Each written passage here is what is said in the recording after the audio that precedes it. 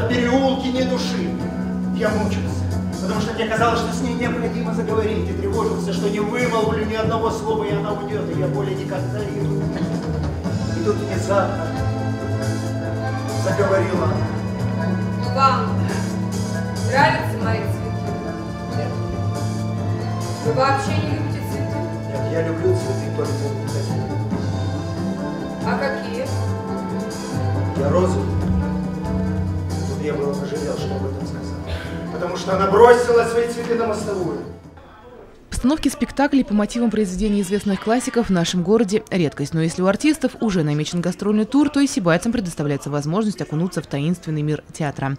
Драма о любви и предательстве «Мастер и Маргарита» Михаила Булгакова, по признанию многих режиссеров-постановщиков, тяжело поддается постановке. Не так-то просто внести довольно крупное произведение в рамки спектакля, но молодым артистам Московского независимого театра это удалось. Понтий Пилат! Понтий Пилат! Понтий Пилат! Саки!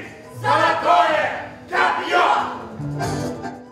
Главный режиссер театра и автор-инсценировщик Валерий Белякович не побоялся оживить героев романа. Удачно продуманные режиссером мизансцены, множество танцев, роскошные костюмы, лазерное шоу, мастерство художника по свету – все это сделало театральную версию произведения впечатляющей и по-булгаковски колдовски чарующей.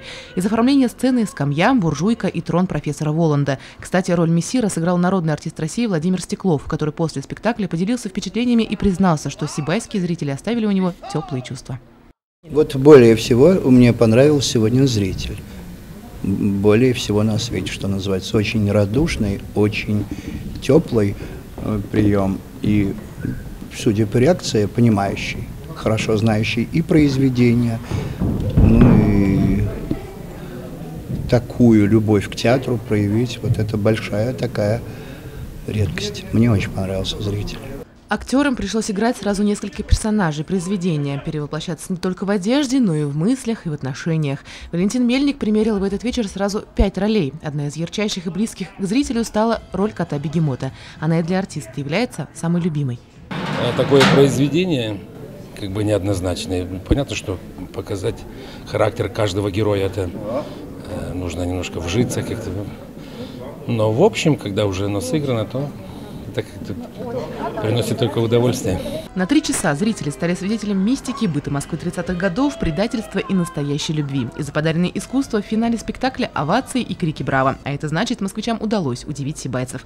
Далее гастроли у Московского независимого театра продолжились в Оренбургской области. Елена Афанасьева, Альбу Хамитова, Радмир Сингулов, Рустам Мангулов, Любовь Карпова, телекомпания СТВ.